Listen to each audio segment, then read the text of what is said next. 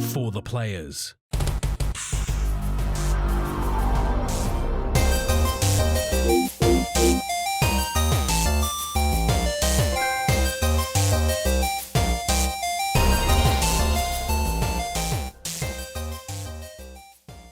I'm Ryan Betson. I'm Max Cooper. And this is For the Players, the pop culturist PlayStation podcast. Over 40 years of playing PlayStation and 10 plus years in games media combined. I'd like to thank you for joining us in this PlayStation conversation. This PlayStation conversation happens every Monday morning at 8 a.m. on podcast services, including Apple Podcasts and Spotify, and 9 a.m. on those YouTubes. But if you'd like to take part in future conversations with us, come and check out our socials: Facebook, Discord, Instagram, and Twitter. All of those links can be found in the description below. If you want to join the conversation as it happens, head over to twitch.tv/thepopcultures, where you can watch us record this show live, where you can jump in the chat and become part of the show. If you want to support the show, you can. Tell your friends, tell your family about this PlayStation pod. If you are listening on podcast services, be sure to give us a 5-star rating and a written review. If you're watching on YouTube, be sure to like, subscribe, leave a comment below. I endeavor to answer every single comment. And if you want to support us financially, you can. Patreon.com/popculturist, as well as our merchandise store, popculturist.com/shop, where you can buy shirts, other assorted shit without logos on it. PSVR's around the corner. Please help.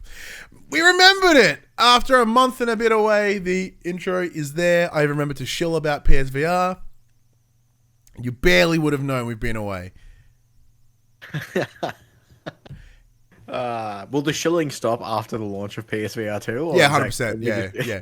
And until whatever the next big thing they want to release, but like the shilling will pretty much stop. Like we've never really pushed the financial aspect of what we do, but rarely have we had to pay for PSVR 2.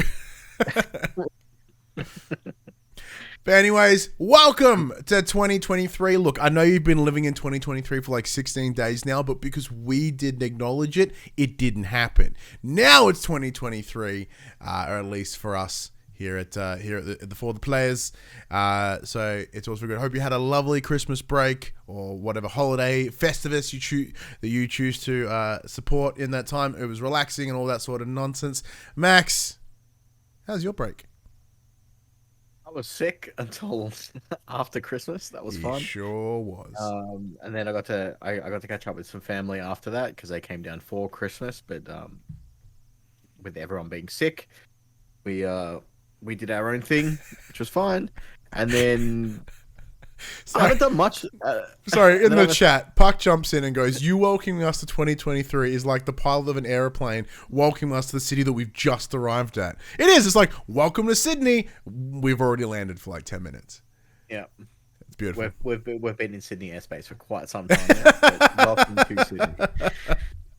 Yeah, it's true. You were sick for quite a long window. Yeah, I was crook as, and then I only had a week break. I just got literally the week between Christmas and New Year's. So I've been back at work for what feels like forever already. And I'm planning on taking some leave, hopefully in March. Yeah, it's when you move into the new house. Yeah. This is a new house here. It's a pretty big deal. Hopefully it doesn't get delayed like Skull and Bones. Spoilers. Hey, spoilers for the news. Spoilers for you. So yeah, it's better up. The break was good, but not long enough. Oh yeah, I feel that. I myself, break was pretty good. I enjoyed it. It was very chill. I spent a lot of time with my son, which is always a big highlight for me. I got to have the first real Christmas, well, my first Christmas in this house, first Christmas by myself. So last year for Christmas, I was still living with you. Last year, the year before. So back then, in 2021, I had my Christmas at your house. 2022, I had my first Christmas in this house. It was awesome. His mother was so kind enough to let him wake up here on Christmas Day, and that was one of the most beautiful experiences that I could have ever had. Watching his face of just joy and excitement as he snuck around my house, seeing if Santa came. Outside of that, the break was pretty low key. Did a little bit of traveling. Went and saw my mom. Went to James's grandparents. I caught up with my dad. It was just bits and pieces, really. There was nothing like massive that I did. Like I didn't really like slow down either, but I didn't really like do a whole lot either. It was kind of this weird balance. But like yourself, I would have enjoyed more of a break. I've been back at work for a week. and like, can I go on break again? But no, it was actually really, really good. It was interesting not doing like every year that we have the break, because we do this show pretty much every week unless something drastic comes up. But we always take a couple of weeks off over the break, over the Christmas break. And it was weird not having this every Sunday.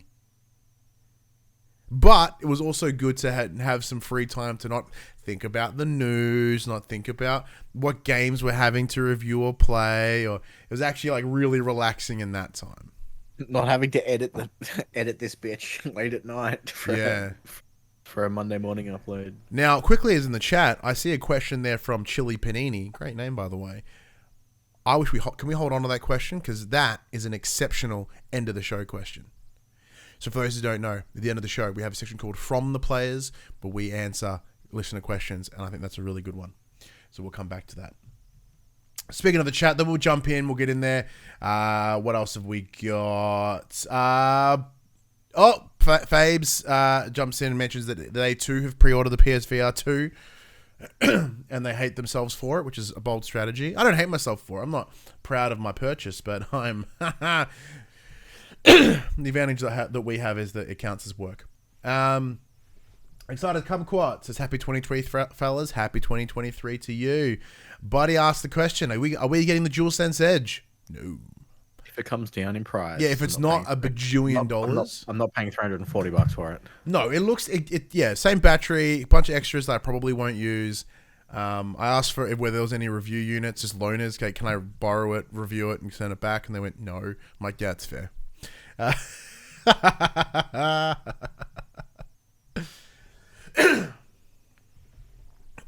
right. So, one of the things we did do over the break is we'll get into the regular beats of the show now. Just we'll get into the section that we talk about what we've been playing. Now, Max, removing the restraints of having to review games, except for the ones you've been playing the last week, which we'll get into a little bit. Or we get into right now if you want to. What games did you spend time with over the Christmas break? Well, I spent a lot of time with games supplied by Bandai Namco Australia over my break. The first one being Final Fantasy. Having a. It's all right. Well, why? I'll give you a minute to think. I'll give you a minute. Before Crisis. I'll give you a minute to think about it, because Rockamummy in the chat has lovely resubscribed and says, "Happy first show of 2020." Thank you, Rockamummy. And the game you want is Final Fantasy VII I know, right? Crisis Core. Crisis Core. Yeah, it's the remastered Crisis. Yeah, that one. Yeah. The As I was saying, I lost confidence because I'm like, wait, what did Max just say? I had Before Crisis in my head for some reason, but yeah, it's the Before Christ. Yeah, Before Christ. Yeah, Final Fantasy VII Before Christ. Hardcore.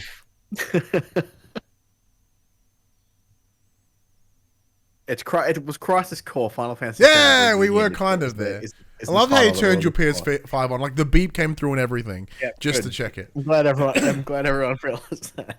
I had a complete mental break of what I'd been playing. So yeah, a lot of my holidays was that. The game's awesome. It's very. I unfortunately missed out on playing it when it first came out because I didn't own a PSP. So it's just essentially pretty much the same game, but it looks way better. They've updated the UI to more coincide with that of Final Fantasy VII Remastered. The game's still tight. The story's still tight.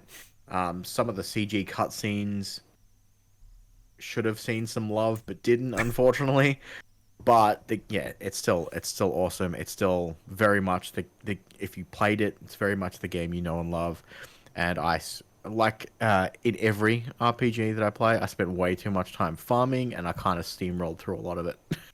Yeah, you do have a history of doing that. That's kind of in your wheelhouse. Yeah, I'm a big old farmer. But more recently, I was lucky enough to be sent One Piece Odyssey early.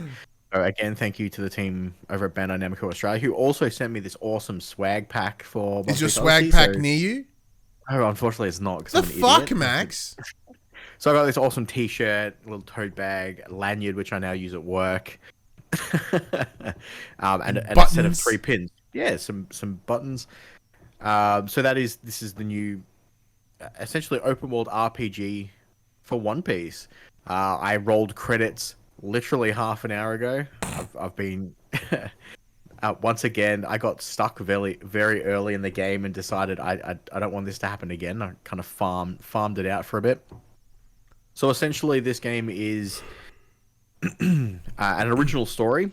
Your ship, the Straw Hat Pirates, crash land on Wayford Island, which is this mysterious island. I'm going to nod, but I have no idea what you're talking about. Yeah. Surrounded by essentially this massive storm, which is why they've crashed, where they meet what appear to be the island's only 2 inhabitants in Ardio and Lim, 2 new characters to the series. And Lim, fearing that they are pirates, as they are, has the ability to steal their powers and seal them away because, pirates are a threat. So you spend the game reliving your memories and your experiences to gain your powers back so you can help them discover the mystery of the island that you're stuck on. Okay. Yeah, so it's a pretty cool story. There's some twists and turns in it. I really enjoyed the story. It sounds like a story. I have no context for anything that you just said, but like for those, I guess with that sort of with that comment, like for those that are fans of One Piece, is this going to? Oh yeah, so when you relive those memories, you play through the memories of. So if you're a fan of the show or you read the manga or whatever, you will know exactly what happens. But there's slight differences to the story because they're memories you misremember. Memories aren't always perfect. Oh, brilliant! Great idea. But the big kicker is that as you gain strength, you remember all the enemies being stronger than what they actually were at the time because you yourself are stronger. So you go back and you've lost all your powers, but the enemies are still stronger because you think you remember them being stronger than what they actually were. So you kind of get the shit kicked out of you, which is cool. But you essentially relive some big moments in the One Piece story, which is really cool. It kind of pulls on those heartstrings and nostalgia, which is awesome. For combat, it is just a regular turn-based combat game. It reminded me very much of the Persona series in both its visual style and the way it plays.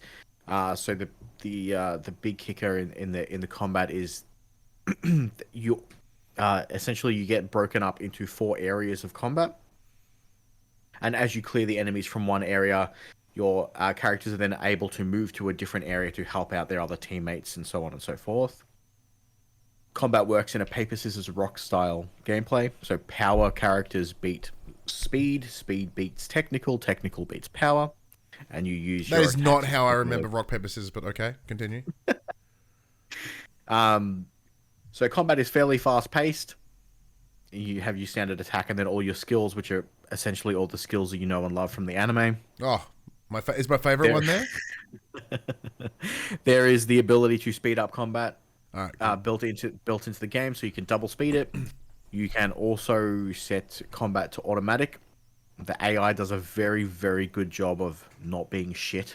It uses items when they should be used. It heals characters when they do need healing, and it will always pick the best attack for your turn. So it's not like those AIs that kind of just mash attack for you and let characters die. It does play out very, very well. So if you do like to farm, you can turn that auto battle on, turn double speed on, gain some levels quickly. But the only way to gain new abilities is by doing those memory missions. Okay. You can't just level up to gain skills back. It'll just up your passive HP and stuff like that. So look, I'm very much on the record of not being an anime fan. I have said that a lot, and we've lost Max's video. So now I'm in Max's square. What's going on? My bad. I think I kicked the cable. Yeah, you may have. Hi, I'm in Max's square.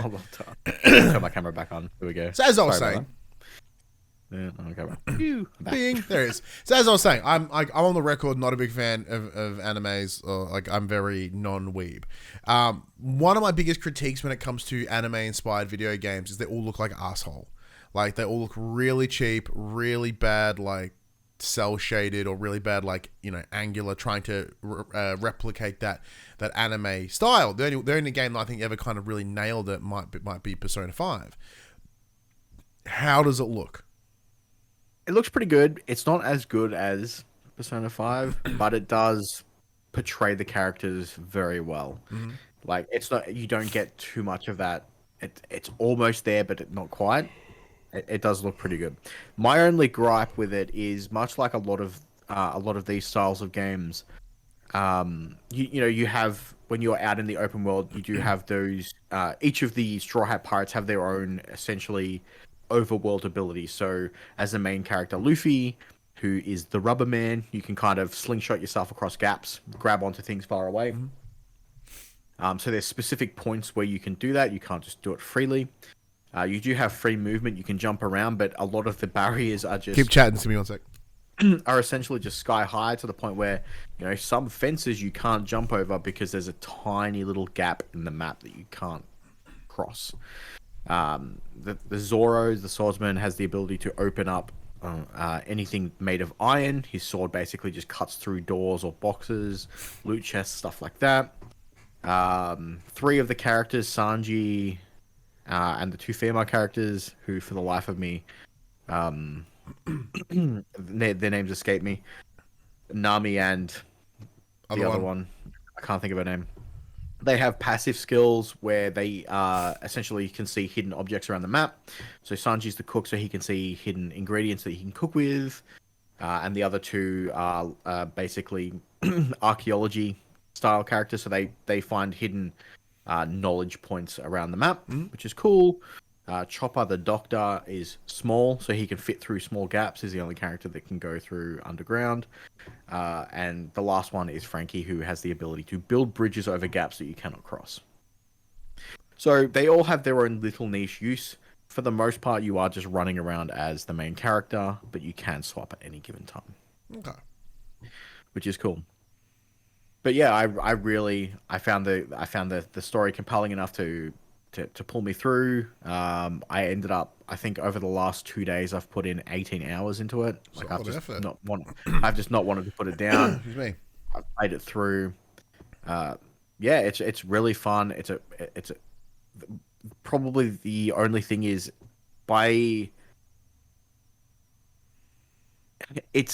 it's not difficult. It's not a difficult game. It's very simplistic. There's no difficulty settings.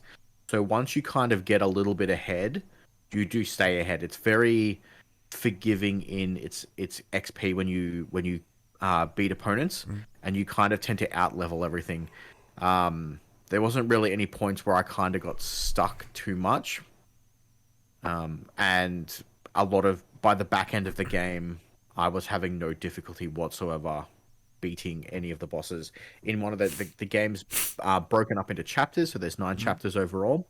In one of the chapters, it gives you one of those stereotypical gaming messages of, hey, if you start this, you're not going to be able to save for a significant period of time. You will have to fight a significant amount of battles, one after the other, without a break. We recommend you hit level 34 before proceeding. You're only level 30. Do you wish to continue? I went, yes, and I steamrolled that whole group without a sweat. Like it's not too difficult.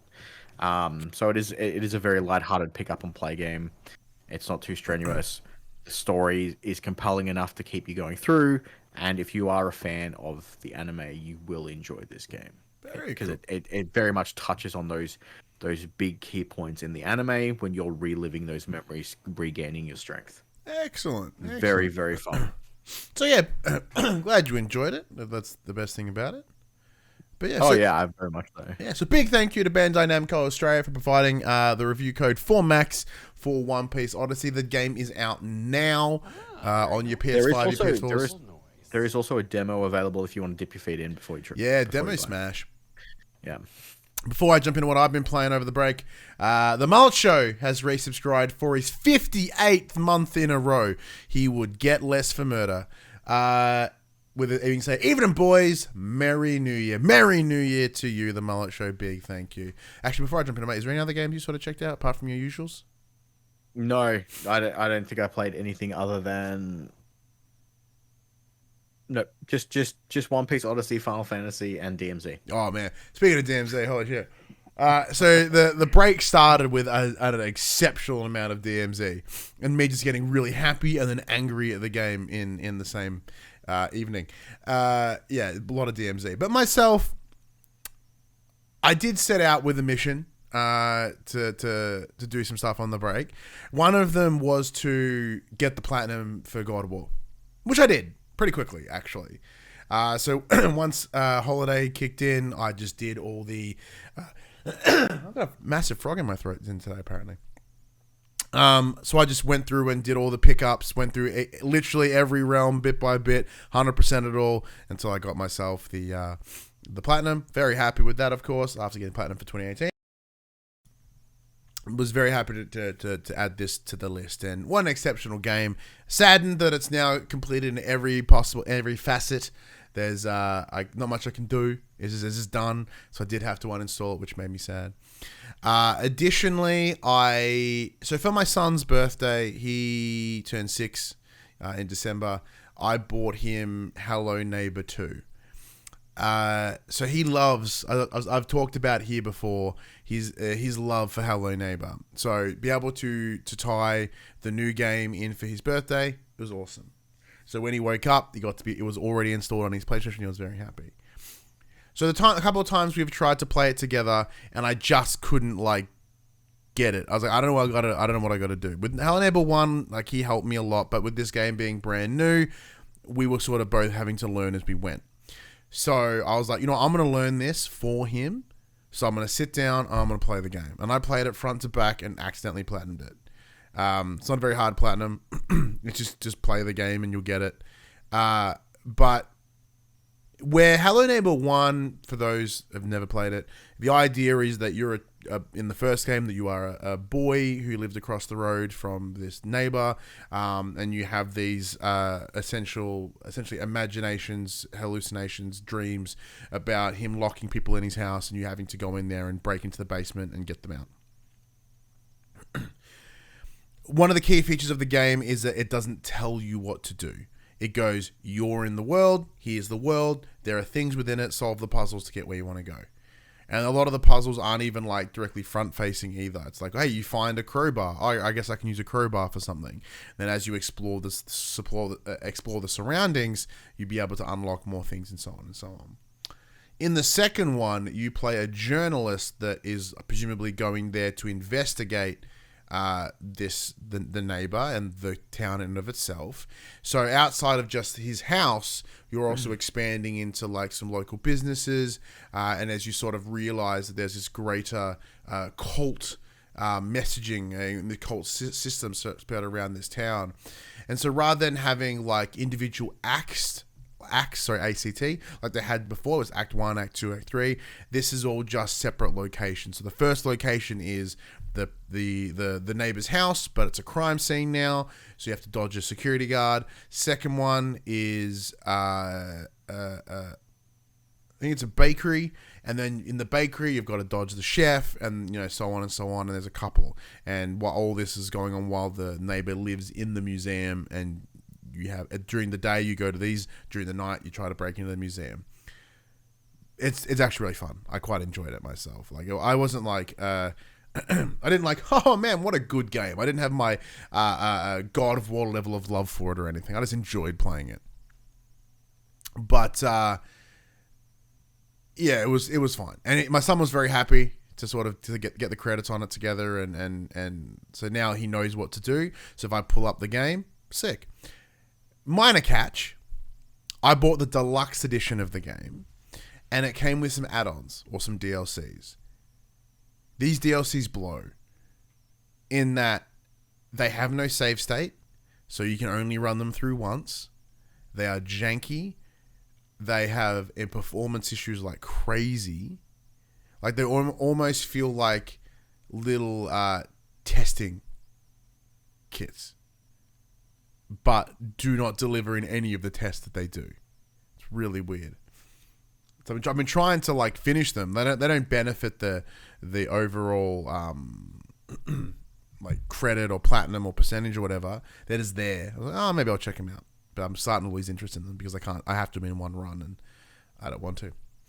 Outside of that, I did try to jump into our backlog challenge from last year. Max, we'll address that later, but probably not going to do that again this year because it's just, as we come to learn, it's not something we can really do. I returned to In Sound Mind, knowing that I was really only had a couple hours left in the game. I've got one more act left in it. I just couldn't. I got distracted.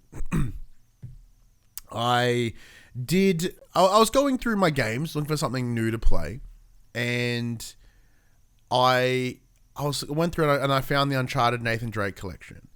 And I thought to myself, man, I remember playing 1 and 2, but I don't remember playing 3 at all. Because it turns out I didn't. Well, at least I didn't finish it, according to the trophies. So, I recalled that around the launch of 4, I went to play 1, 2, and 3 before I got the code for 4. Played 1 and 2. Started 3. Really only got like an hour or 2 hours in. Then the code for Uncharted 4 came in, so I ignored it. And I was like, I'm going to go review this game instead. So now I've actually been playing it. I'm so close to the finish. I'm like 85% of the story. It's really good. I still think 2's better so far, but it's still very, very good. But yeah, it does most certainly show its age though. Even Blue Point did an incredible job of upscaling it. It is showing its age. Other than that, just a bunch of games with my son, but that's really about it.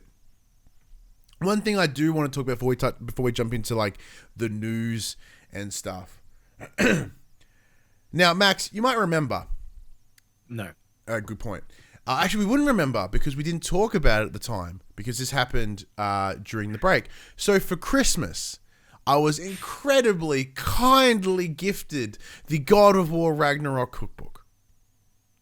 I was like, oh shit, I'm going to make some like Norse-inspired foods. Is going to be awesome.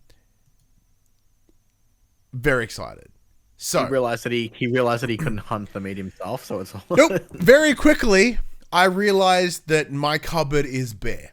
I've got old Mother Hubbard level fucking cupboards, right? There's nothing in them.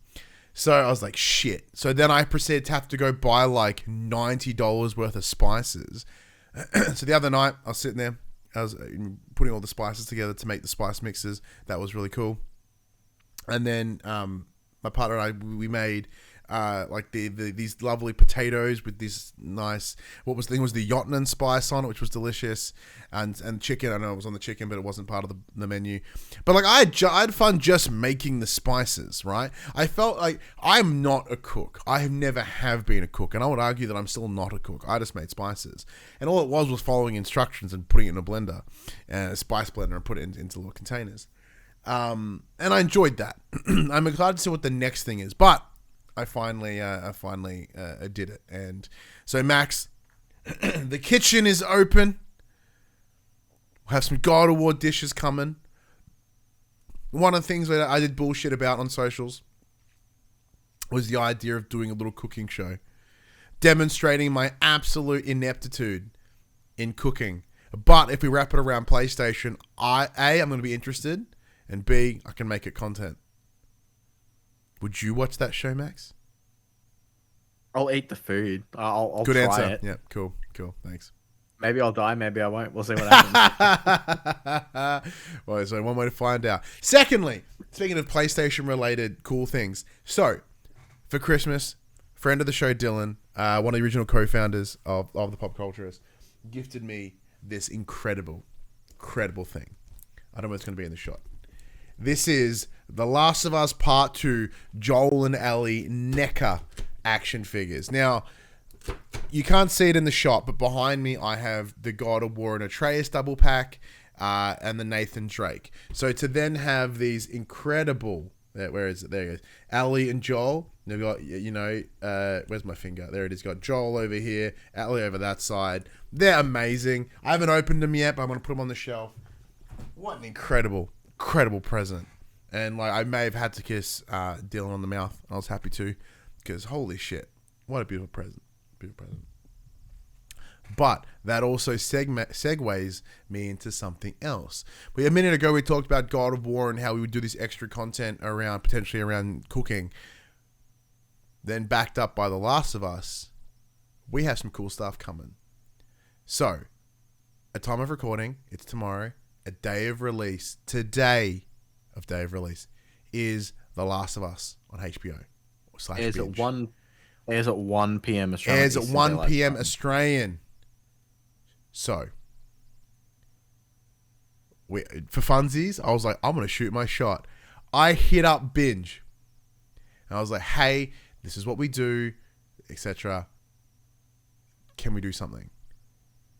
They were like, sure, no worries, we'll send you screeners for all the episodes.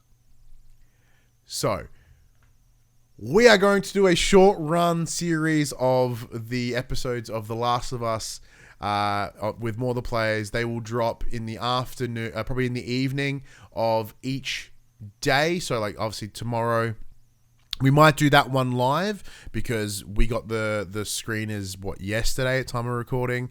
And I haven't sat down with them yet. I know you haven't. I'm probably going to watch the first one tonight. I'm going to have to watch the first one like tomorrow afternoon. I guess. Yeah. Oh, because we're going to watch it after this? No, I've got to go to work after this. Sucker! Well, yeah, then watch it tomorrow afternoon. Maybe I'll watch it live at 1 p.m. Yeah, so we'll do it probably around 8 o'clock. I'm thinking we'll do our live reactions to the first episode. We'll have an open chat. People can come in and we can talk about that. And then we will go off and watch the remaining episodes. And then we will release an episode of More the Players on each thing. Now, I might release it on the Tuesday morning, so that way everyone gets to watch it in the night, and then in their feed, 9 o'clock Tuesday morning, there it is. So we'll go by episode, do a breakdown, talk about how it compares to the game, talk about the show in and of itself. So that's very exciting. So they will actually, we know how we said, like, oh, we're going to do some more of the player stuff. Well, we actually are. So there you go. There's something cool. So keep an eye out of that on the feeds if you're interested. So big thank you to the team over at Binge for hooking us up with HBO and allowing us to have this ripper opportunity. And we cannot wait to watch to watch and share our thoughts with the show with you guys as well. It's going to be an interesting discussion, like, because reviews are out at the moment and the scores are pretty good. We're looking from 7s to 9s. I think I saw some 10s. It's sitting at a fucking 98% on Rotten Tomatoes. I'm pretty Well, sure. no, I thought something was 7 the other day, which I was like, oh, that's interesting. But yeah, like, it was the only thing to ever have 100, like one of the only things to ever have 100 on Rotten from critics on Rotten Tomatoes, and then I think it shifted down to 98, but as you mentioned. Yeah, I'll double check. But last time I saw it, I think it was sitting at 98. Yeah. So look, once again, as of right now, neither you or I have watched it. How are you feeling heading into The Last of Us? So, I have watched a little bit. I've watched. You better shut your whore mouth. I watched about the first half an hour, but I'm skeptical. Oh, just because I've been burnt so many times over fucking video game adaptations. So, like, well, as Reverend Puck in the chat adds, a lot of Xbox kids super mad that Halo was shit. I've got to go in with low expectations, so it can only go up. Yeah, I'm skeptical. So far, the casting choices have been good. I'm okay with the casting choices. I am positively optimistic. Positively optimistic. You know what I mean? I mean that in terms of like, oh, cool, I'm actually really excited. Like, this should be awesome. Like, there's kind of not much else like it. And in terms of faith, it feels to be one of the most, at least on the surface with those that are involved, it looks to be the most faithfully adapted content. Like the sort of the cross transmedia thing, right? You know, we've looked at like the Doom movie, which kind of exists in name only. Uncharted, having now just recently replayed 3, like they just pulled shit from fucking every game. They pulled the whole flight sequence is from 3. The boat in the cave is from 4. Like the whole pre-story is from 3 as well. They pull some shit from 2 and 1, and like they just hodgepodge the living shit out of the series for that movie. Complete disservice to the game. Like The Witch is probably the most kind of good adaptation, but even then, it's not based on the game. It's based on the books. So like there's except for the Super Mario movie which is coming out soon, which may be okay, except for Chris Pratt's fucking bullshit delivery. That could be something in and of itself. We don't know. But looking at the information that we have right now, The Last of Us looks to be awesome. Now I'm not saying that because you said we've got pre-access, and we haven't watched any of them yet. I want to preface that again. What we say at this very moment is based solely on the feelings. It's in the loins. It's in your front area, in your nips. You know, my nips are saying that Last of Us should be pretty sweet. Look, my nips have yet to let me down, except for all the times that they did. All right, let's get to this section called Inform the Players, where we tell you about what happened over the last couple of weeks while we've been away. So spoilers, not too much. Yeah, not too much. So this will be a very quick highlight. Yeah, so this is kind of just a hodgepodge of what's happened over the last 3 weeks. So we'll kick things off, as we always do, with some PlayStation-related news. And we have, I believe, launching in 2 days' time, at time of recording, the new PlayStation Plus Extra and Premium titles. Oh, yeah.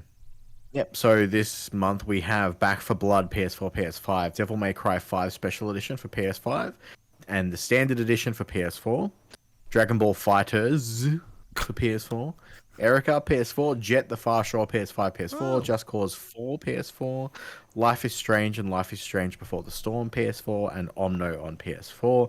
And the 3 premium titles are Hot Shots Golf 2 PS1, Star Wars Demolition PS1, and Siphon Filter 3. Cool. Well, it took them like 8 months, but all 3 siphon filters are there. Thumbs up.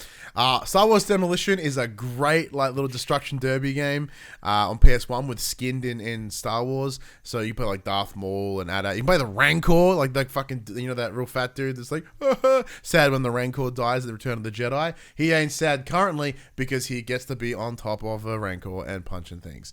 As Buddy in the chat goes, keen to play Jet, reviewed pretty meh. I was like 45. Oh yeah, I tried to get a review code for Jet the Far Shore at the time, didn't happen, but I was keen to check it out. It looked kind of interesting, and the idea you're just kind of flying into nothing. It felt very Journey in that way, but yeah, I was going to pay $45 for it, so I'm keen to check it out now. Erica is dope. I did really enjoy Erica. It's an FMV game, but kind of with a different spin to it. I quite liked it a lot, and Devil May Cry 5 is pretty sick from memory. If you've got a 120 TV, Devil May Cry 5 is going to be mint. This guy, I almost talked about my TV. Crap, I talked about my TV. Anything jumps out to you there? I'm in the same boat as Buddy, actually. I want to check out Jet. But other than that, I think I've played. Look, I just realized you're misspelling. You wrote I wrote Knack for Blood, which could have been a way better title. Dude, Knack for Blood, like that's Knack 4. Like they haven't released Knack 3 yet, but when they released Knack 4, Knack 4 Blood, ooh, that will move some units. All right, following up from that, wait. Oh yeah, firmware updates have hit the PlayStations. There's been an update for the DualSense Edge, which is coming out in about a week and a half, 2 weeks. Neither you or I are checking it out. We asked whether there was any like loaner units because the thing's like $400, and they're like, no. PlayStation Australia were like, no. I'm like, yeah, that's fair. So we probably won't check it out, but if it happens to come our way, we'll see how we go. But yeah, with PSVR around the corner, not paying for it at the moment, sadly. The system software update. There has been a system software update. Apparently, it's improving system performance. However, there are some future firmware rumors. As apparently Sony's patching in support for the upcoming DualSense Edge. Tom Henderson, a reliable scribe at Insider Gaming, has said that another PS5 update, currently set for the 8th of March, will include that full Discord support that we have wanted previously, while also the ability to stream PS5 games on the PS5. What? Yeah, sure. The latter feature will supposedly be made available for PS Plus premium members, allowing them to circumvent large downloads, that makes sense, in order to play a native PS5 title immediately via cloud streaming. Not here in Australia, because that's not going to happen. We don't have the infrastructure to do so. Said to have been in testing for months now, the feature will apparently be available as part of the public beta for the 7.00 firmware update, which is set to begin shortly. Now, Max, when they originally promised the Discord integration, Jim Ryan said it was coming soon. But didn't they say originally in January of last year? Oh, defined soon, I suppose. Now, like, we're using Discord right now to record this pod. When you and myself and your contemporaries play games on your PlayStation, you do use the party chat function, mostly because there is no Discord. We're probably going to move to Discord. Yeah, I was going to say Discord's going to make a lot of things easier. So for a lot of those games where we pick up and play with random players, much like doing raids in Destiny, that all have cross-platform capabilities now, Discord's a lifesaver because the in-game chat for most of those games are just fucking hot garbage. It's true. The only one that kind of sort of does all right is Warzone 2's proximity chat. I do like the idea of proximity chat. I also do like getting swore at people in proximity chat. But yeah, so I think Discord will replace the standard PlayStation party chat for a lot of people. Yeah, like don't get me wrong, PlayStation party chat is pretty good. It's fine, but yeah, Discord will be a lot better. I'm really bad at using Discord. Like, I'm in a bunch of servers that I'd never contribute to, and because I don't play a lot of multiplayer games, I don't see there be that pressing need for me. But like, I understand its importance, and I know there's a lot of people that are looking very, very excited for it to happen. Well, other things that are very important. Now, this is more relevant to me than Discord. Are excited. Accessibility controllers. So Sony has been a pioneer for accessibility in their games with its first-party productions like The Last of Us Part 1 and God of War Ragnarok, winning awards for their commitment to ensuring that they're playable by all players. However, one piece that's been missing has been a true revision of the DualSense controller that suits the needs of everyone. Enter Project Leonardo. Dumb name, in my opinion. I'm sorry. Well, so was Project Morpheus, which was PSVR until it happened. So this is a hardware kit. Has been developed in collaboration with numerous accessibility consultants and promises, quote, to help many players with disabilities play games more easily, more comfortably, and for longer periods of time, end quote. It's been designed in collaborations with charities such as Able Gamers, Special Effect, and Stacker, and is built to work in tandem with the PlayStation 5 console to open up, quote, new ways of gaming.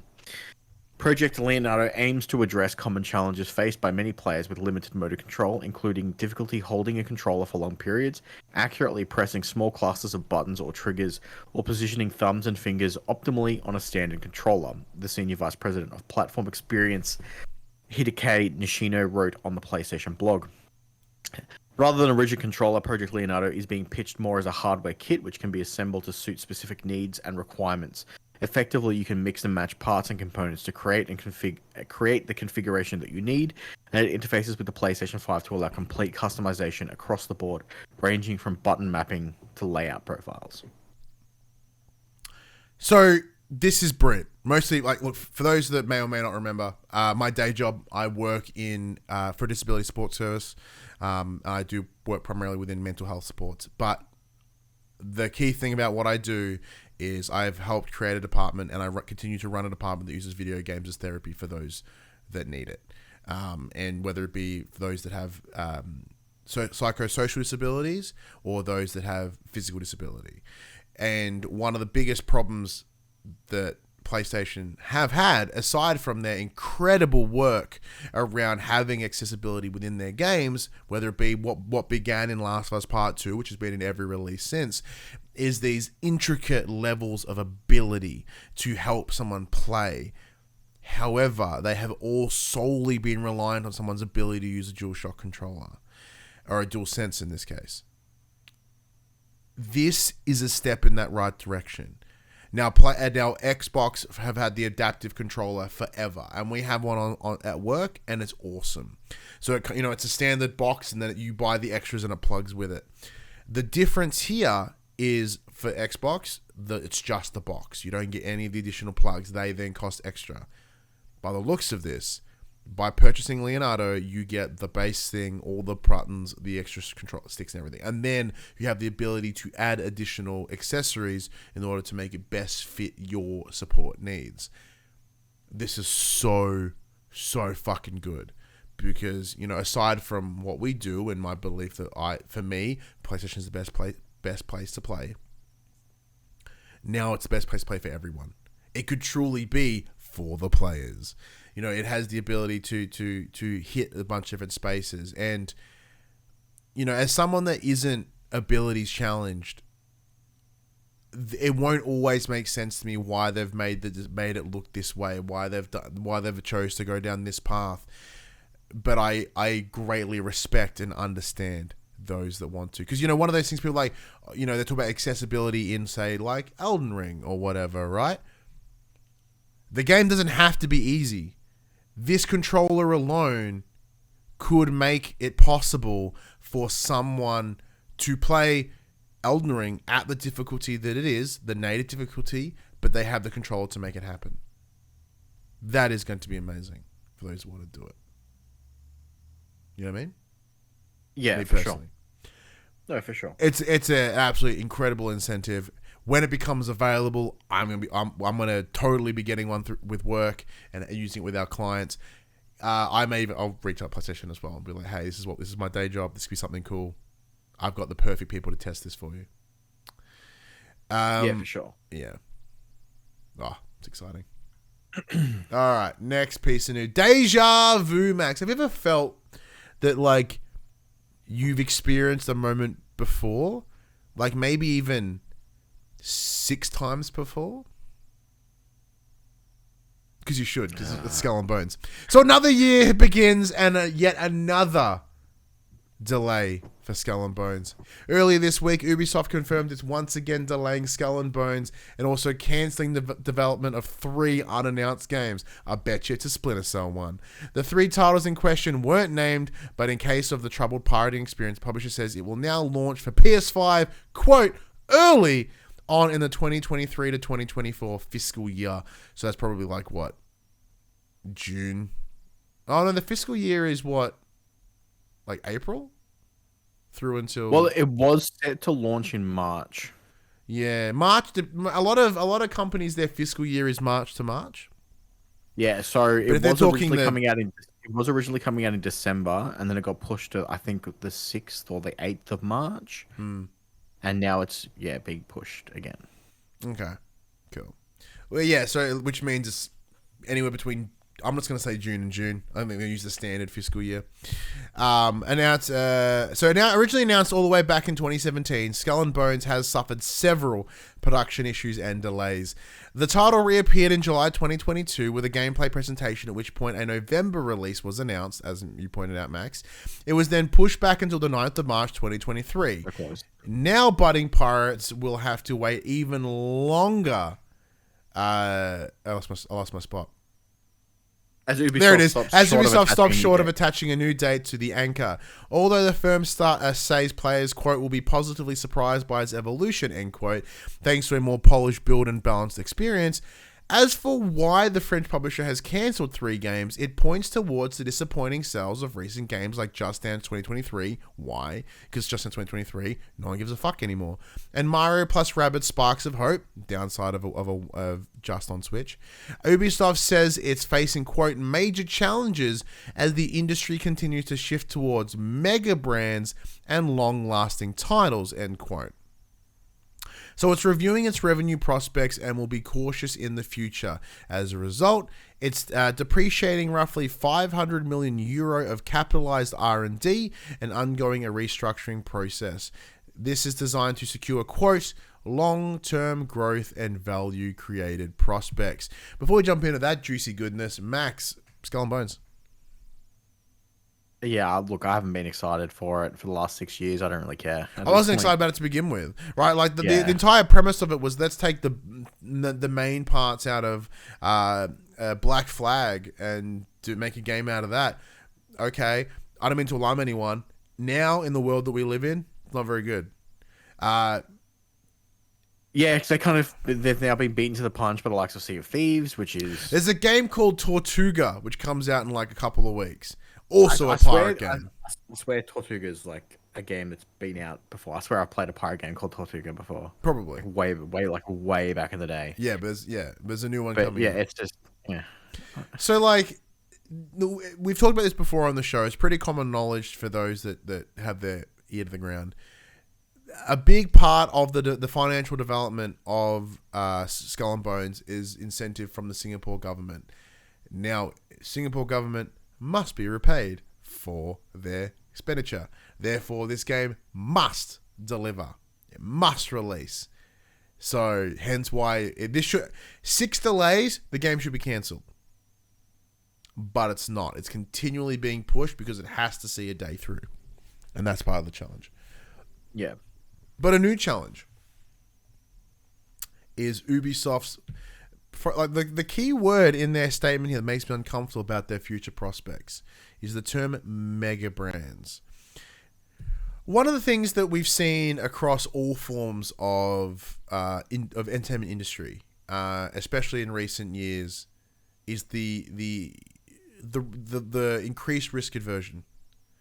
We see that within in movies with remakes previously, and only working within big franchises. Very few new IPs, movies that would push the envelope or in terms of go in a different direction or something creatively different, few and far between.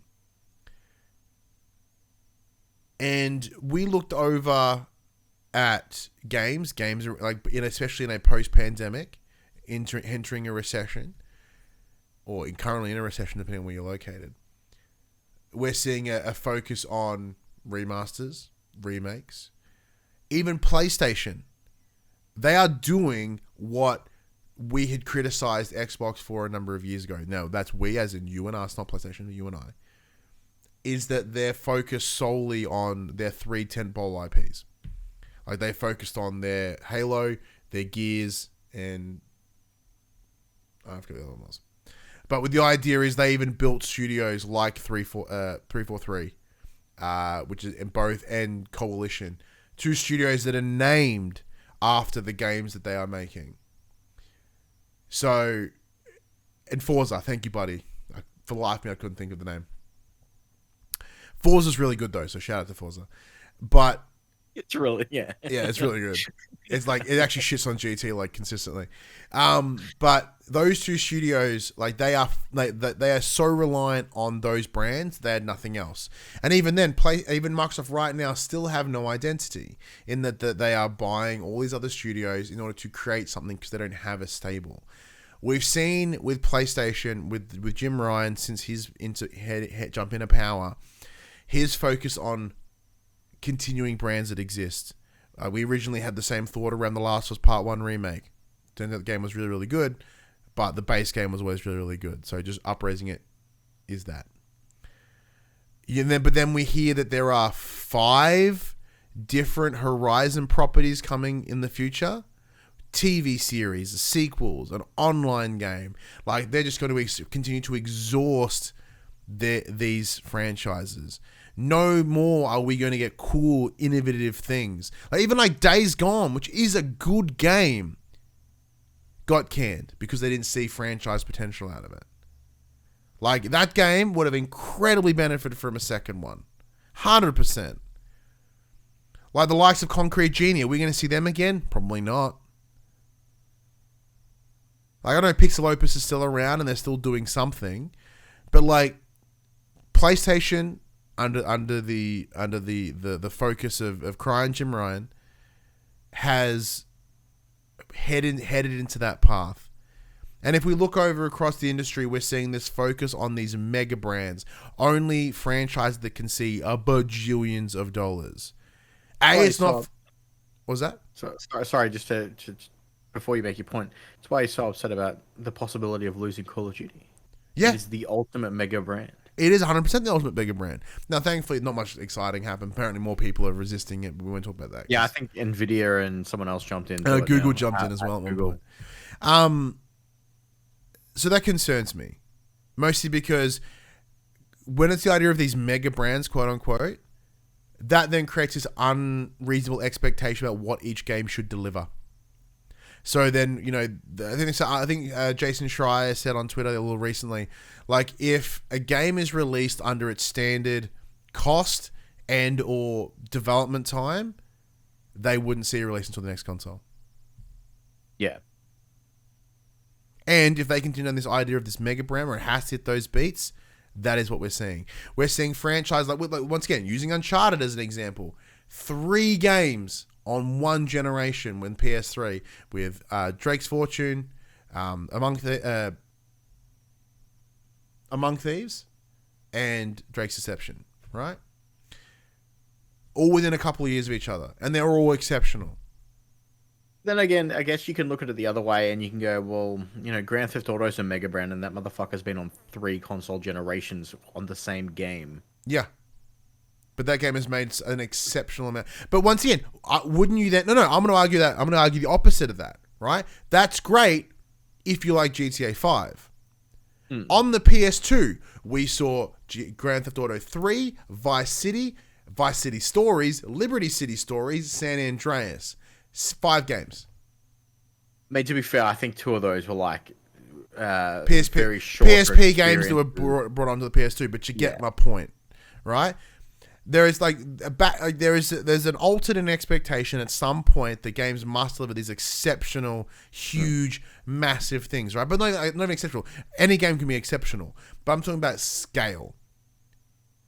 And like the idea of having to push a mega brand. Now, Ubisoft have always been kind of gross, and their business practice, like, there was a window of time where they respected the idea that Assassin's Creed needed time. Yeah. You know what I mean? But when now there's thousands of Assassin's Creeds coming out like all the time. But sorry, YSL Omar in the chat goes, quote, if you like GTA 5, the game has made billions of dollars. That's totally true, and it continues to. And I mean that in terms of, I loved GTA 5 when it released. I don't play it anymore. Yeah. I want a new GTA. And I didn't want to have to wait from 2013 or whatever to 2023 minimum to see it. Yeah. And that's the problem, because that way of making money de-incentivizes the creativity. But that's the issue, though, isn't it? Yeah, it's all just a business. Like, they have to. Look, I don't get me wrong. It's the games industry. It's the game business. It is about the money. It's always been about the money. And like Assassin's Creed for a while was good once they took the break. Like Odyssey, Origins was great. It was well received, but then they fell back into that same pattern, and they've pumped out Odyssey and Valhalla. And they're just getting bigger and bigger of more of the same, and it's just become this tedium. And now they've, spoilers for QUICKBITS. They're saying that Mirage, or whatever Mirage becomes, is going back to that, what Assassin's Creed used to be. It'll be that in the same style of 1 and 2. It won't have that big open world RPG element that the most recent 3 have. Allegedly. You say that like they said that Valhalla would be a lesser experience. That game is as bloated, if not more, than Origins and Odyssey. I enjoyed Valhalla. Don't get me wrong, but that game was way too fucking long.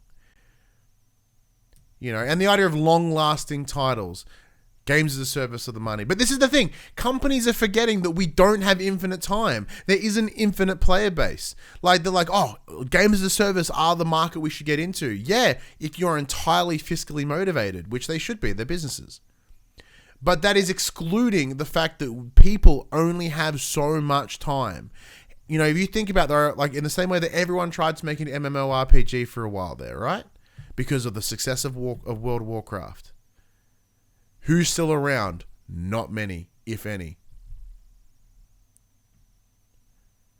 You look at how many games as a service try to get pushed out and then can proceed to fail because their motivations heading into it are incorrect.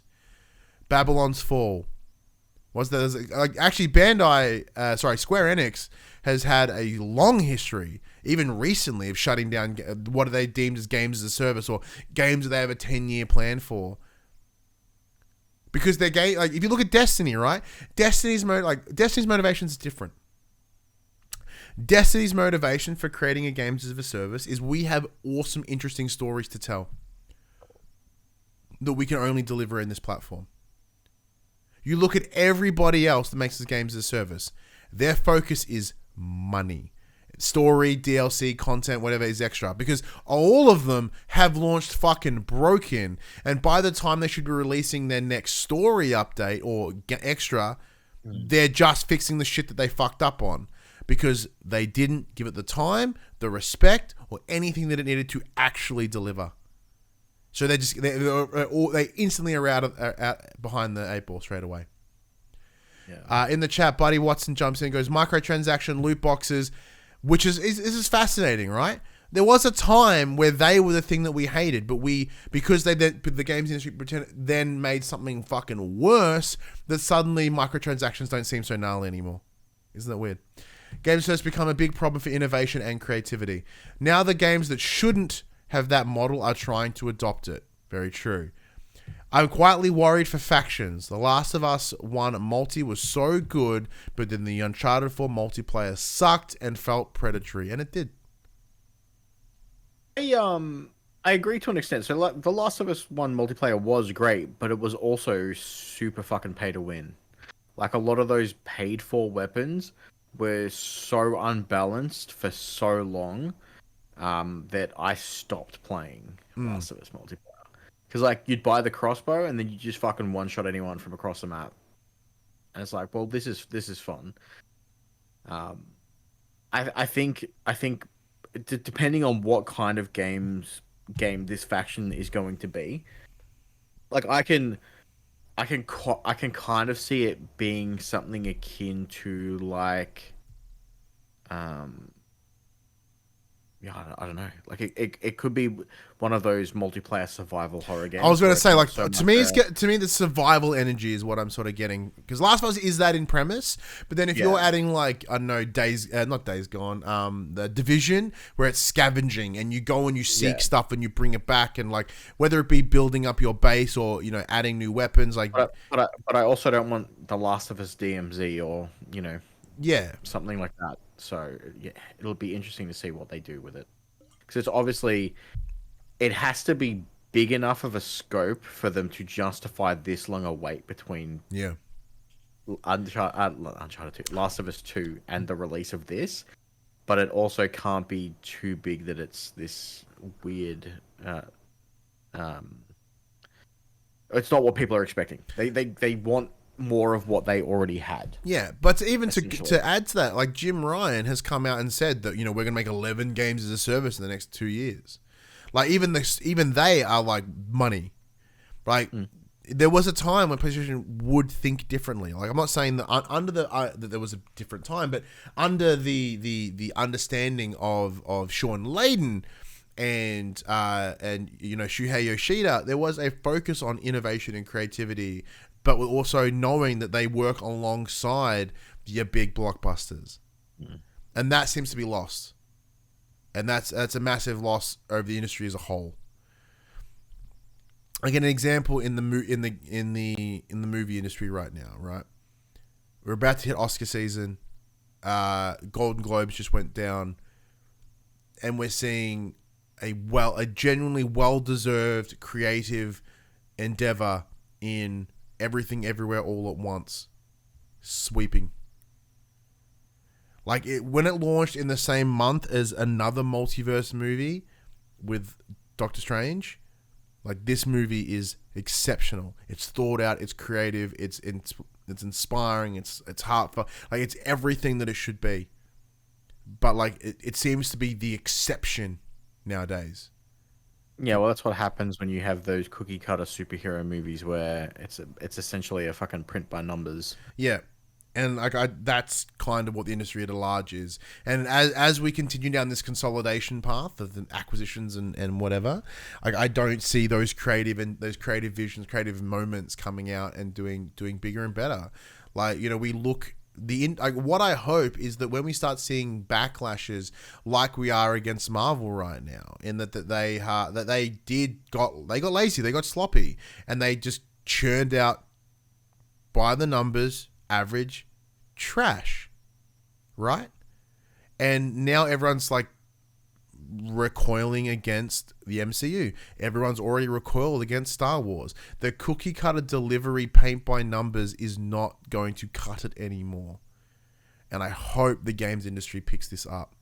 But once again, if the games move units, if they make money, like Avatar, exceptionally brilliant from a technical perspective. What a movie. It looks amazing. The performance capture. It is a hollow as fuck movie. Like, James Cameron has the gall to sit there and like shit on other movies that have come out, but even they have slightly even more in-depth story and nuance than his shit. Like, it looks fucking amazing. I can't fault on it for that at all. Yeah. There's a bigger problem there, Max, is what I'm getting at. That was my first rant of 2023. All right, let's wrap things up for the news with quick bits. So, according to a FAQ page on Bandai Namco's website, there could be more Tales remasters happening after their recent success of, and there's another one coming out in a couple of months. So the Tales of series is a big franchise. They're looking at possibly remastering more of those, which is awesome. Hogwarts Legacy on PS5 will support 30 FPS, 60 FPS, and a variable refresh rate. Yes. As I alluded to earlier, Assassin's Creed Mirage has apparently doubled down on being a traditional Assassin's Creed game. Atlus, developer of Persona, has been teasing several unannounced titles for 2023. With PS4 Golden and Persona 3, whatever the fuck, is coming in January. Like, it sounds like this is ready for some more Persona time, which I'm going to shit on, but secretly be really enjoying, because Persona is actually not that bad. I just like pipping on it. And just for me, apparently a big Final Fantasy announcement has been teased for this year that was completely unrelated to Final Fantasy VII. Is it 16? I doubt it. We know when it's coming. Aha. Maybe it'll be that rumored Final Fantasy 9 remaster, or that Nvidia leaked remaster of 9. Exciting times. Anyway, that's all the news. Max, it's episode 1 of 2023. So the first thing that we are going to do is our 2023 video games draft. Now, like we have this is our 4th year. 4th year? Yes, 4th year. It's our 4th year of doing it. I'm writing that down so I don't forget. The 4th annual For the Players video games draft, where you, the lovely viewer, listener, contributor to the show, added to the list of games in our Facebook group, and we put up on Twitter as well. Probably should put it in Discord. My bad. And from those list of games, Max and I pick 8 games each, and at the end of the year, like we did in the last episode, we look at the collective Metacritic score of each title on, if they came on PS5, that's the version we see, PS4. Then we collate the scores at an end. Someone's a winner, someone is a loser. Max is a loser of last year, of 2022. Ryan, the winner. Max won 2021. I won 2020. It's a bit roller coaster. So hopefully I can get a 2 in a row. Now we should also mention that Max and I cannot have the same game. It's a standard draft rules. We can only pick the games that are provided to us in this list. The comprehensive list can be found in the Facebook group. Link is in the description below.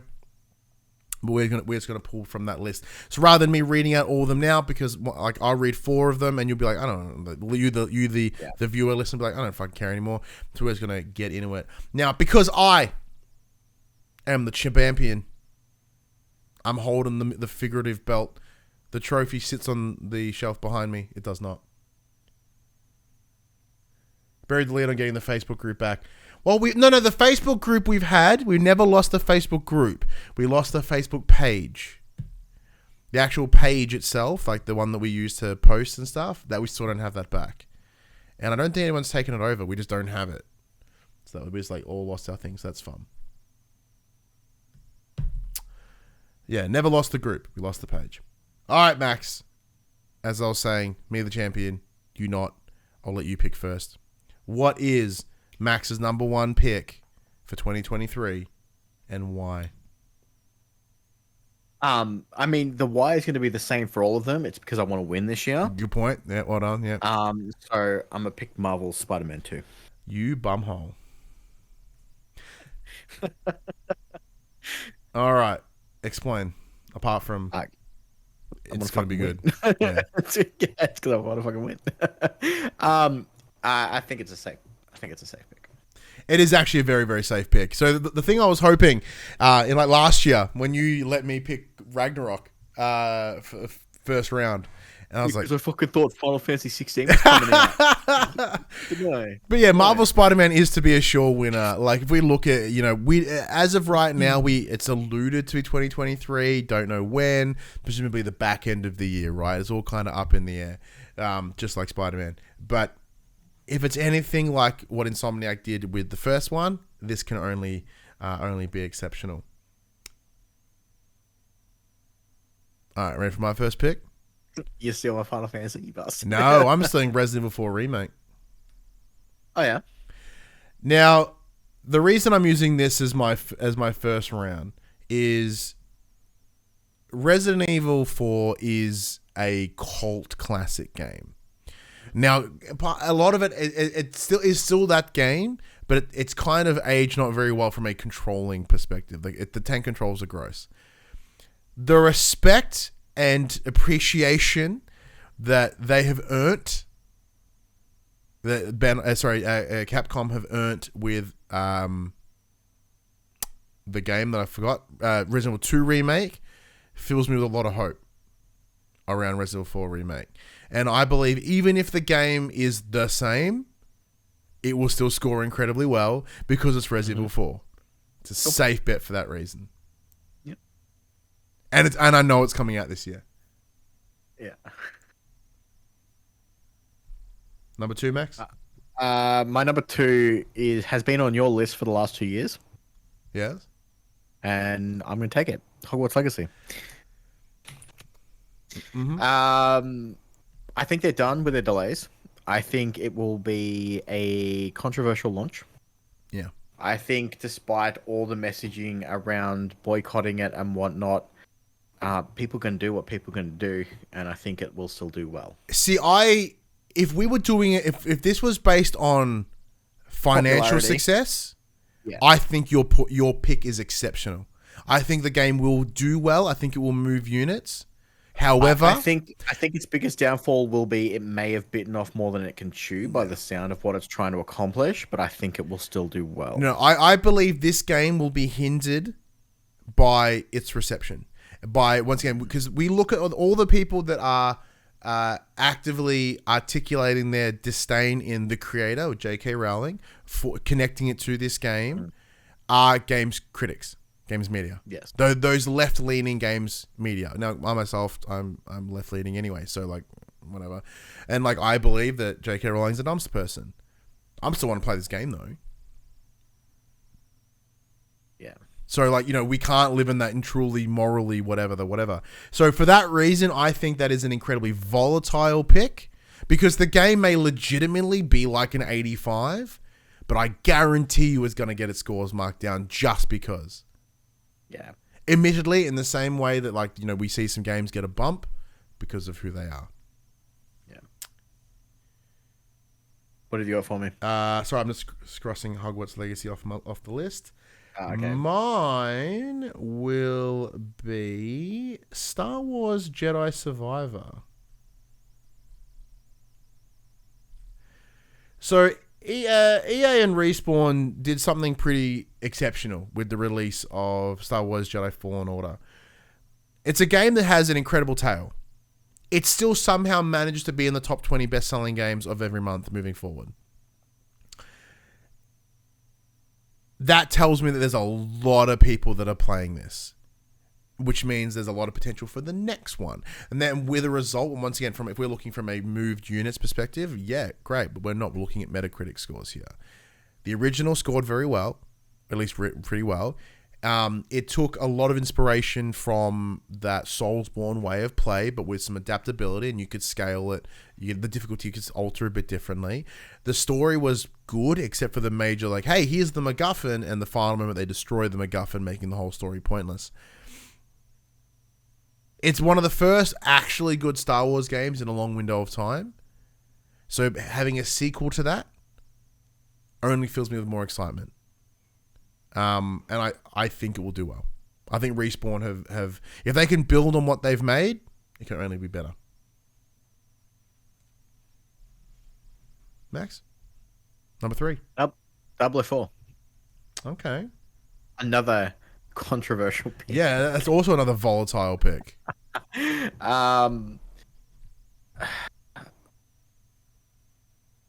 Yeah, I don't know. I think this will, again, similar to that of Hogwarts Legacy, although for different reasons. I think Diablo 4 will sell well. There has been some early release stuff, hands-on stuff already. I've liked what I've heard.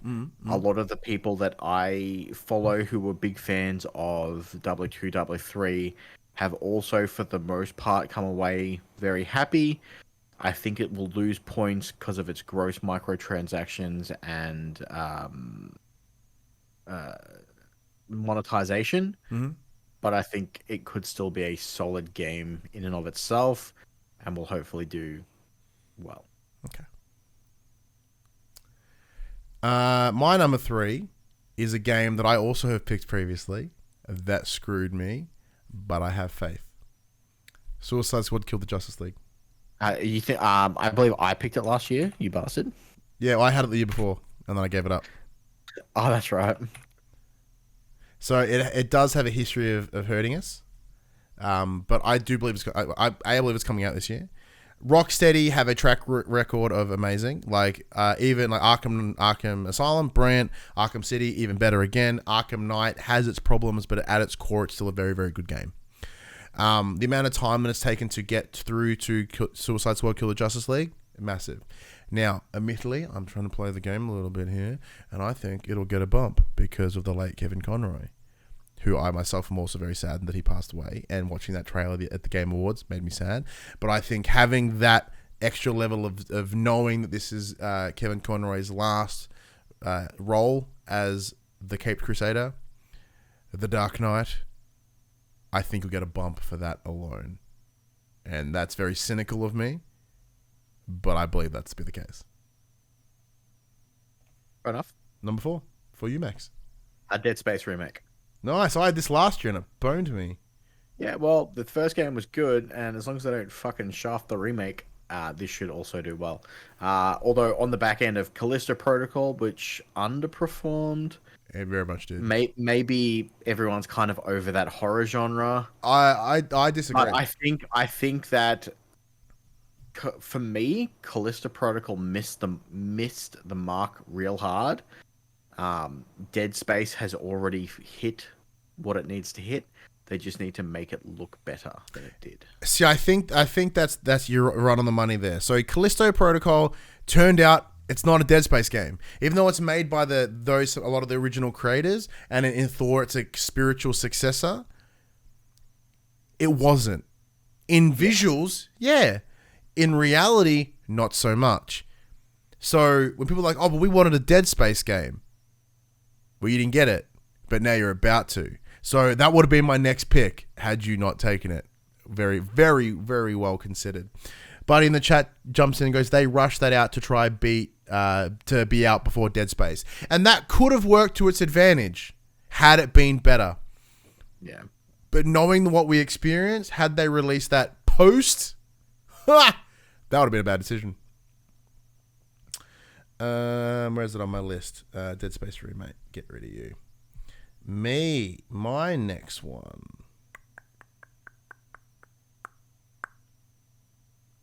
I'm going to go Hollow Knight Silksong. Solid choice. Now, this one is also like a safe-ish bet because the original Hollow Knight, Team Cherry did an exceptional job. The game is ripper. It's so good. If they can take the same game and make it better, like as a sequel should, this is guaranteed to be an absolute incredibly high scorer. No question. Now, the asterisks here, currently I don't think it's announced for PlayStation. If it's released, but not on PlayStation, do I get 0? Or is that the rule? Because right now... We do technically only look at the PlayStation Metacritic score. Very true. I guess I guess if it doesn't have a PlayStation Metacritic score, I guess it's a 0. Ooh. Well, I shouldn't have said anything. But that would be disingenuous of me if I didn't say anything. Well, I mean, at the end of the year, I'd look for it to be like, it's on the PlayStation list, fuck you. Yeah, you'd fuck me. Either fuck myself now or you fuck me in 12 months. Number 5. Final Fantasy 16. Nice. All the reasons why I said last year, but it's further down the list because it burnt me last year. And I'm petty. Yeah. But it has a fucking date now. It didn't have a date last year. It's true. There's a date now. True. So. Now, mostly because this did good things to me last year. That sounds inappropriate. Destiny 2 Lightfall. Nice. The Witch Queen delivered really good for me from a Metacritic score last year. So, hence, I feel it's a very safe bet to rely on Destiny to release with their big, massive updates. Considering the fact that they're dropping a new subclass this time around, there's not only is it a new campaign, that there's a whole new way to play.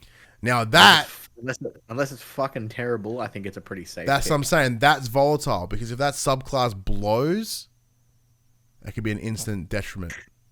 Yeah. Well, they've promised that the new subclass will give you the ability to fucking grapple wherever you want throughout the map. So I think it's gonna be. I think everyone's just gonna like it just for like fucking dick swinging through the. Yeah.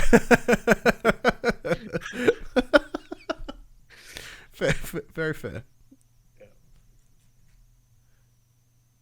Yeah, your turn. I'm going to take the other Final Fantasy VII. So Final Fantasy VII, believe it's Rebirth. Yeah, it is part two of the Final Fantasy VII remake. Now they did last year say that it was coming this year. They gave us a window of what was it, winter? Mm-hmm. So our summer. So it's a back end game. They're obviously not going to release it too close to Final Fantasy 16 because that would just be ridiculous. But it is risky in the fact that it could get pushed into early next year. Yeah, I feel that's incredibly likely. So we'll see what happens.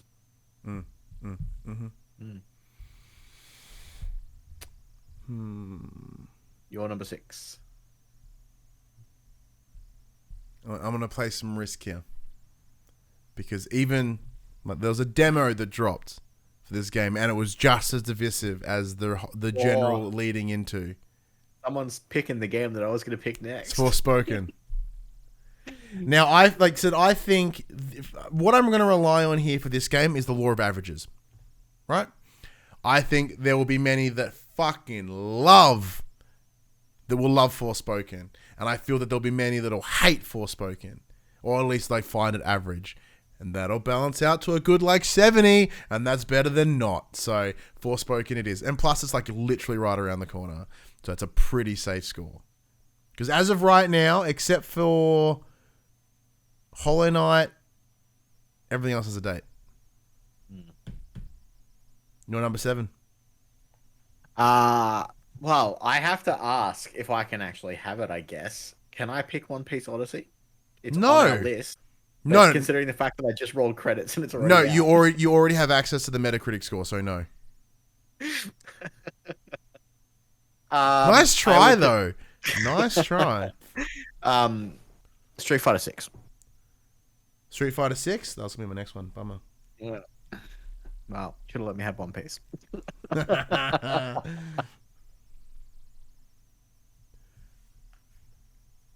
Yeah, Street Fighter 6, we both played it at PAX. I came away feeling very good about it. Street Fighter 6 is always fairly well received. I think it's a pretty safe bet, assuming it comes out this year. Yeah, I think Street Fighter 6 actually is a very good pick. This pick is solely for me, but is this A-dub? It is AEW Fight Forever. Now, apart from me, thank you NYC Shadow for the follow. The games of a service wrestling game. Yeah, look, a couple of reasons. Like, aside from my love for AEW, like here's my little, Ray Fenix action figure that fell out of my ring that lives on my desk here. The reason I have picked AEW Fight Forever is, I think it will be excited in and of itself because it's the first of its game. AEW have yet to make a game before, which is gonna be sick. 2. It's doing all the things right. It's like, it's kind of like, was it No Mercy on 64? That's going to get people boned up. It's doing the ongoing delivery of method. It's not, hey, this is 2022, 2023, et cetera, et cetera, et cetera. It's as a platform. That in itself will work well. It looks a little bit rough, but it's made by Ukes, and Ukes has incredible respect within the wrestling space. So I think it's a relatively safe bet for those that score it are wrestling fans. It's dangerous. In the chat, everyone's going, WWE. Oh, yeah, so they 2K apparently having a shindig on Royal Rumble Day. So they may be announcing 2K23, which would be pretty cool. My last lucky last for Max.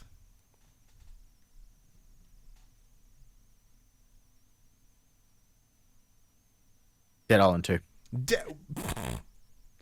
Okay. I think maybe it's had enough time to wash the foul taste of the first one out of people's mouths. And I'm pretty sure it has a date, so hopefully it'll come out. It's the last pick. It's a bold strategy. That Dead Island 2 is a bold strategy. It is. And, yeah.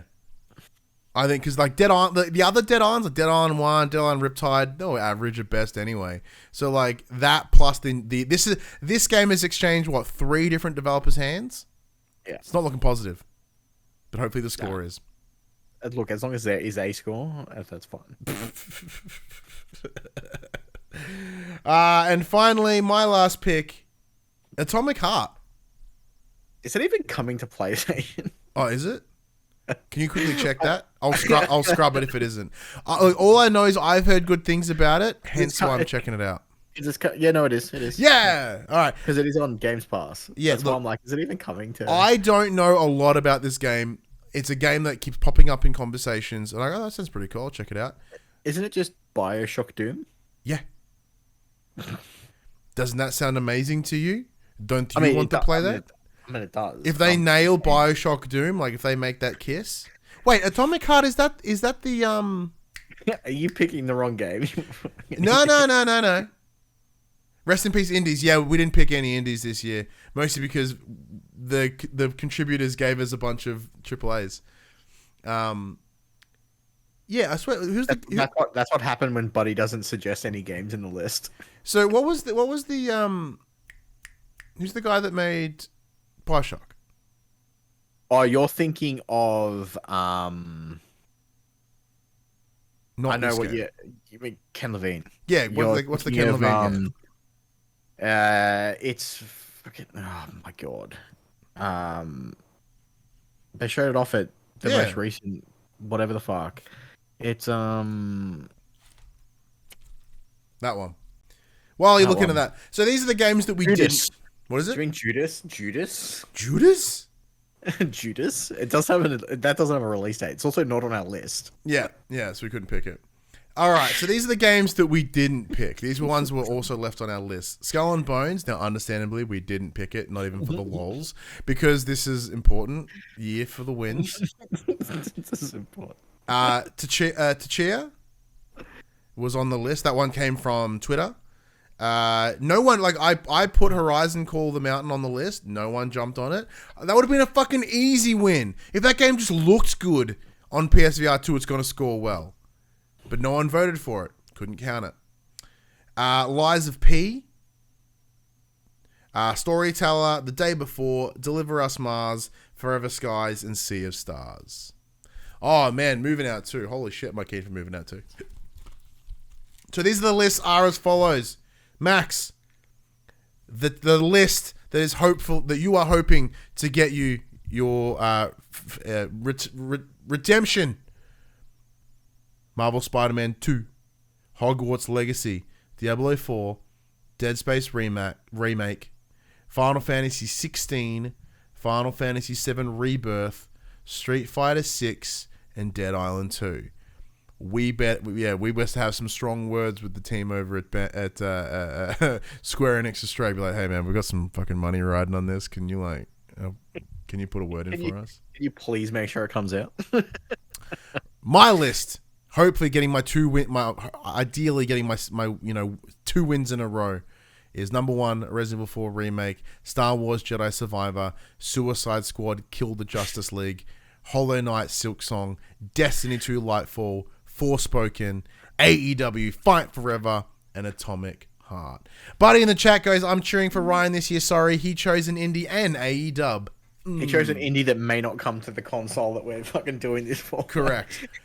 All right, well, let's have a look. Let's objectively look at each other's lists. Make an assessment. I think you actually have a really good list. If these go well, you could do very, very well. Obviously, Marvel Spider-Man 2 is going to be a big in for you. If Hogwarts delivers, it'll be huge. Diablo 4 has a lot of expectation behind it, but if it works, it will go. Like, there is an appetite for Diablo. Dead Space, as we mentioned, as long as it's better than Callisto, it should score well. And obviously Final Fantasy 16, like, bonus through the roof for that for many people. Rebirth, if it delivers. Street Fighter 6, Street Fighter 5 was years and years ago. The only one I have zero trust in is your Dead Island 2.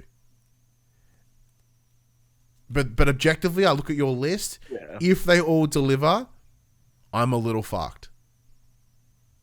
Yeah, but see. Buddy else jumps in and goes, I think you've got some really safe picks. Like Jedi Survivor is going to do well. Resi will do well.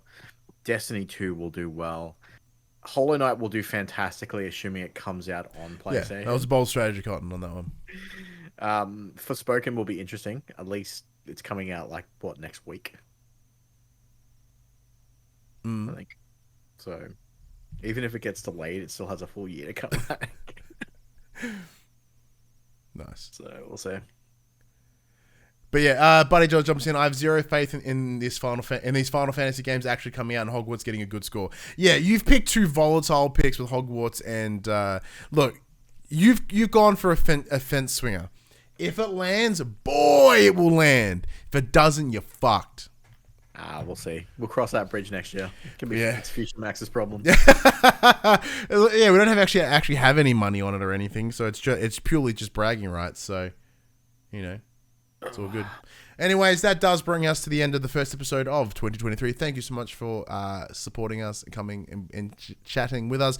As we mentioned, over the next coming weeks, we will have The Last of Us HBO series spoiler chats, review shows, breakdowns. They'll be releasing on the Tuesday morning following the episode at about 9 a.m. That's what probably the plan on YouTube's 8 a.m. Tomorrow we'll do. So tomorrow we'll do live, and then I'll post it up on the services on the Tuesday morning. I'll have to get back to you on a time. Yeah, I may be on bed duty tomorrow night. We'll see how we go. But that's pretty exciting. But Max, send him home. Well, everybody. This PlayStation conversation happens every Monday morning at 8 a.m. on podcast services, including Apple Podcasts and Spotify, and 9 a.m. on those YouTubes. But if you'd like to take part in future conversations with us, you can. Check out our socials, Facebook, Discord, Instagram, and Twitter. All of those links can be found in the description below. If you want to join the conversation as it happens, head over to twitch.tv/thepopcultures, where you can watch us record this show live, or you can jump in the chat and become part of the show. If you want to support the show, you can. Tell your friends, tell your family about this PlayStation Pod. If you are listening on podcast service, be sure to give us a 5-star rating and a written review. If you're watching us on YouTube, be sure to like, subscribe, and comment below. I endeavor to answer every single comment. If you want to support us financially, you can at patreon.com/thepopcultures, as well as our merchandise store, popculture.com/shop, where you can buy shirts and other sorted shit with our logos on it. But until next week, I'm Ryan Betson. And Max Cooper. And that was for the players. I'm gonna go watch Last of Us now. Cool. Bye.